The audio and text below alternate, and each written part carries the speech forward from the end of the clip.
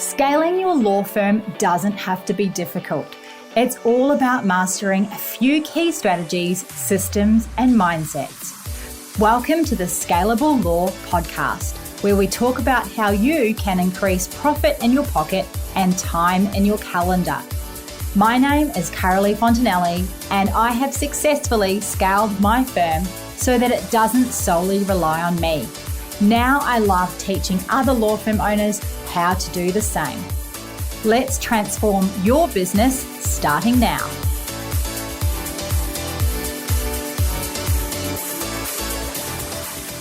Welcome to another episode of the Scalable Law Podcast. Well, I am so excited today to get back into it because it's January. It's 2024. I'm super excited. This has been my first week back, although I know I am a late starter with, it nearly being the end of January. But I had the most incredible holiday away. I spent about a week up in the Sunshine Coast before Christmas, and then I went off overseas to Turkey and then Egypt, which was absolutely amazing. Did get a little bout of the sickness by the time I got to Dubai, but so, unfortunately had to rest my head. And then I spent a week in Mount Maunganui in New Zealand. So I had a really great extended, time away for about 4 weeks, which honestly, it just does so much for you in terms of like being really ready to get back into the throes of things. And during the time away, I probably didn't check my email at all. I didn't even have a notification going out because I don't really receive that many emails because I have truly automated everything in my law firm away from me. So that was awesome. And, as I get better and better and keep tweaking my systems and processes and keep tweaking all these automations, I just find that I have more and more freedom in the firm, which is great. Scalable Law, everything kind of stopped over the holidays. People were not necessarily thinking too much about joining the program, although there's been a massive influx of people joining in January, which has been awesome because I love helping law firm owners who are motivated, and there's certainly heaps of motivated law firm owners coming into 2024. So I've been onboarding a whole lot of clients into the Scalable Business Lounge, and Accelerator program starts next week. So I have onboarded all the people into Accelerator. If your firm though is $1 million plus firm or say 5+ staff, there is still space. So if you do want to join that program, that's all about getting you free off the tools, off all the jobs that you shouldn't be doing, and really, elevating you into the CEO level of your law firm. So if that is for you, please hop on over to my website and fill out the application form, and I will be getting back to you as soon as possible. But the one thing that has been kind of hit the ground running in January for me has been the LawBizCon conference, because it's now only 5 months away, which I'm so super pumped and excited about. I've been nutting out and finalizing all the speakers and the topics. And the idea of LawBizCon is that people come, they spend 2 days really working on their business as a law firm owner and not in it. So you're actually going to be taking yourself away from your firm, and you're going to be dedicating 2 full days to working on your business. And you're going to be doing things where you come away with a plan for the next financial year, where you know how to get and stay on the front page of Google with your law firm, how to implement tips for cash flow issues and debt management. Like, there's so many amazing topics. We're running 2 streams. We have got incredible keynotes that are super inspirational. A lot of the people that we are getting in, the experts, are true experts in their area. And I really want the quality of this conference to be really, really up there. So we are not having, any random speakers that are not able to provide excellent value at every single session to law firm owners. I was online looking at a conference I'm contemplating on going to. But most law firm conferences or legal conferences, they seem and appear so boring. And guess what, lawyers? We are not boring people. And if you are a law firm owner and you are listening to this podcast, you are an entrepreneurial lawyer, and you certainly don't want to come to a conference to be bored out of your brain. You want to go away feeling super pumped, super excited, ready to implement whatever you've learned over the last 2 days at the LawBizCon conference into your law firm. I want you to be so pumped and excited about the growth of your practice and, really inspired to know that you can do it, and, watching other law firm owners that are maybe a few steps ahead of you and learning how they got there.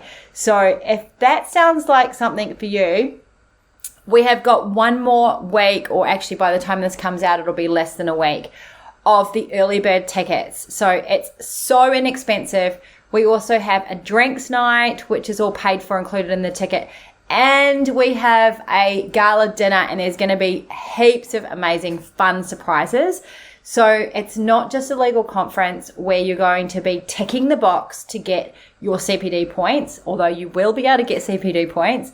It is a legal conference where you are going to come away feeling super pumped, super excited, cannot wait to get into the next financial year, because it is in May, right before the financial year. So have a look online. I've got a separate website, LawBizCon, and it is May 13. Well, it actually kicks off on the 12th, which is the Sunday night, through to Monday, Tuesday, and you can go home Wednesday with a plethora of things that you're ready to implement. I'm so excited. So excited. So that has been my primary focus for the last few days while I have been back in the office. And I've been meaning to get a podcast out there to you because I know that you're tuning in every week, and I want to commit this year to making sure that I'm really regular with these podcasts, which I have been a little slack about from time to time. But this year, we're going to just make it happen. So today, let's get into the podcast. Now, I really wanted to talk to you about the crucial role of recording marketing data for effective strategy for your law firm. Now, the reason I want to talk to you about this is I actually had a call with someone on Monday. They're a new firm, lovely, loved speaking with her. She's awesome. And when you're a new firm, you don't have the data. But what I find with most firms is that they still don't have the data because they're not recording it. And when you're not recording your data, you can't make really good marketing decisions. So this particular law firm owner, she was about to spend a whole lot of money on radio ads, which is a big, bold move and good on her. But the really, really important thing when we want to do any kind of marketing is not only that we target our correct audience and attract the right clients to make the marketing really effective, but the other most important thing is that we're actually recording the data so that we know if the phone rings, where that person's coming from, are they our ideal client, what adjustments can we really make. And the issue is that in the really fast-paced realm of marketing, data isn't just a tool. It actually works as a compass that guides every strategic decision when it comes to marketing your law firm. Gone are the days where marketing decisions are made by gut or assumptions. And unfortunately, a lot of the law firm owners that I speak to on a weekly basis, and, I'm having calls with up to 10 lawyers a week or law firm owners a week. Unfortunately, none of them are recording their data. They are just throwing money and effort and energy at the wall, wondering and hoping that something is going to stick. And I just don't want that to be for you. I want you to really be able to collect your data and analyze it so that you can make really great decisions and not just base those decisions on feeling or assumptions. Honestly, I cannot overstate how important it is that you record your data. So I started doing this for my own law firm in 2016. However, it was something I learned when I was first in business as a young sort of 22-year-old, prior to me entering law.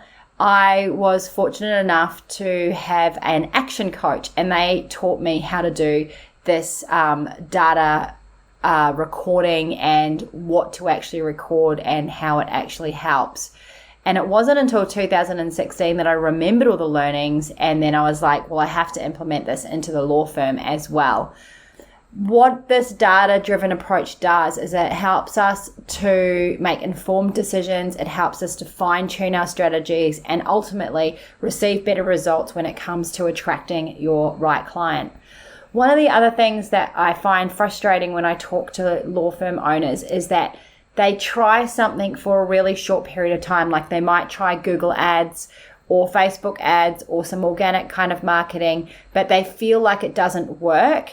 And so they just throw it away. And so really that is wasting the money and the time and the effort and the learnings. If you're recording the data, none of that is wasted, and then you can actually tweak from there. Another really important reason to collect this data and to really take this data-driven approach is to understand your client behavior. It's an advantage to record the marketing data and get this deep insight because it provides you with client behavior. By tracking how consumers are interacting with your marketing campaigns, you can uncover patterns and preferences that may not be visible on the surface, and they may not be visible in the back end of, say, Google and the analytics or your Facebook analytics. That's only part of the picture. And then the other way that people obviously try and measure is they just use their feeling, like, oh no, I'm converting 100%, or oh, the phone, every time the phone rings, it's a decent client. Well, that's not actually measuring the data. That's just really going by, what you think is going on. And sometimes what we think is going on isn't actually factually what is going on. So by collecting the data, we can really understand our client behavior. I'll give you a real life example of this. I was getting at one point in the law firm a whole lot of calls into reception for people seeking child support. So remember that my firm is family law. We don't actually want to deal with child support. It's not profitable. It's not the type of clients we want to attract. That's not our ideal client by any stretch. So we're getting all these child support calls. Now, because we were measuring data at the time, I could actually see how many we were getting per week. And it became to a level that was really problematic, because what that means is that we are out there spending money or effort targeting the absolute wrong client. So I was able to take that data back to my Google Ads company, and then they were able to investigate, why are we actually getting all of these issues with child support clients calling. And what it turned out was that the ad setup had set up some ads that were targeting those types of people. So I knew that through the data, and I was able to take that to them. Versus I get a receptionist who says to me, oh, we're getting so many legal aid clients ringing. And again, legal aid clients are not our ideal client because we don't offer legal aid. So this is twofold. One, I can say to the receptionist, okay, well, how many are we actually getting? Because sometimes your staff or your team will over-exaggerate what the issue is. And, in a month we had 2. But still, that's 2. And how do we resolve not getting those calls? So we can tweak our ads. We can tweak our messaging. We can see and understand what our client behavior is, and if we're actually attracting the right clients or not. So all of that data is super, super helpful when it comes to consumer behavior. So that's how I've been able to implement it in the past. The next thing that's really, really important is that because we collect data and we know all the marketing data, we can measure the marketing effectiveness. Another crucial aspect of recording is actually the ability to see what is happening in your campaigns and whether they are actually working for you or not. So key performance indicators or KPIs such as click-through rates or conversions and the return on investment offer a clear picture of what's working and what's not working. And without this data, we're essentially flying blind, which I don't want any of you to do, and we're unable to ascertain the success of our marketing efforts or justify the budgeting spend. And what you'll actually find is, say you use a company for some digital display ads and some SEO and Google ads, you'll be paying them a decent amount of money. And what they'll be relying on is they'll be relying on what they see in the back end. So they'll say, oh, it's been so successful, you've had 30 clicks this month. But you'll be able to say, if you collect your data, well, actually, the phone's only rung 15 times from those ads and they've been the wrong people. What is going on with the ads? Why aren't we attracting the right clients? Why aren't they actually clicking through? And then you're able to tweak your campaigns and your entire funnel from the keywords right down to where they're landing, right through to the call to action, right through to what's happening on your end of the telephone when your team pick it up. And you're able to really hone in when you have that data. So, for example, the lady I spoke to earlier in the week who's going to start some radio ads in her brand new law firm, which is super exciting, and it's exciting that she's making bold moves. If she starts measuring how well the ads are going, how well the radio ads are going, and she actually has that data and she can work out how much the cost of each acquisition is going to be, then she's going to be able to see whether or not the ads are worth running or not. Otherwise, there's actually no way to measure it, and it becomes really tricky when the radio advertising agency comes back to you and they start talking to you about the next 6 months campaign or whatever it is that you've signed up for.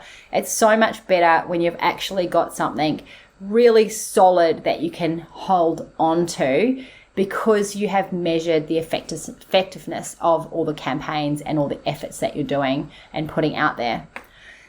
So next up, and this is like so important for me, and that is making data-driven decisions, because as lawyers, you would think we love facts, but as business owners, as lawyers that own businesses, we do tend to run a little bit ad hocly and gut, and it makes making decisions really hard.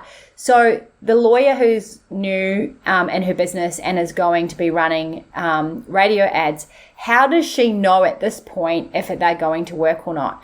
And let's say the radio ads are going to cost her $5,000 a month. I don't know what they are going to cost her because I didn't ask, but I've run radio ads in the past, and that's what something around that has been the spend. If the ads are going to cost that much, how do I know as a law firm owner if I'm going to get a return on that or not, or if it's worth it? So if I run my data, then I can make that decision really easily about whether or not it's going to be worthwhile for me to run those ads again.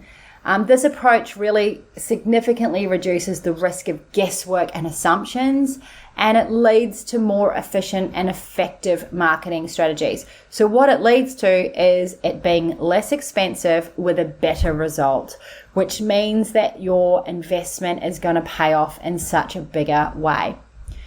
The next thing is that by measuring your data, you can continually improve your ad spend and your effort. So it's not just for ads. This is also for anything you're doing. Referral marketing, it's for your organic marketing, it's for your social media, whatever it might be.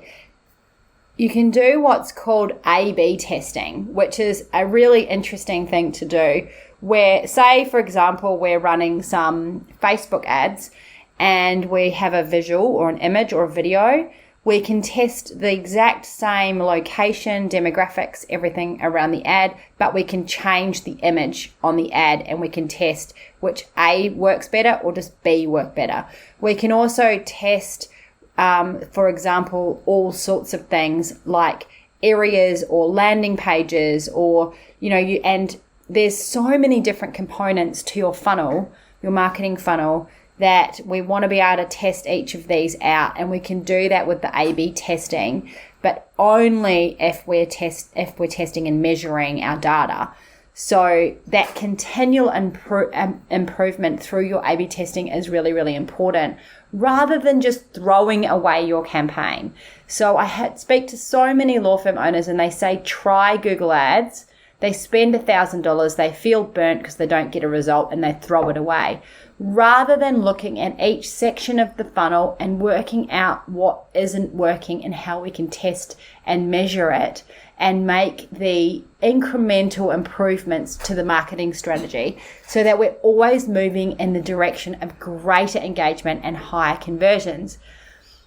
I feel really frustrated when I talk to lawyers who throw away their marketing campaigns because they feel like they're not working, because they've now talked to me a year later and they are still where they were, rather than growing and getting ahead. So that can be really, really frustrating for people. So testing and measuring can really help with that as well.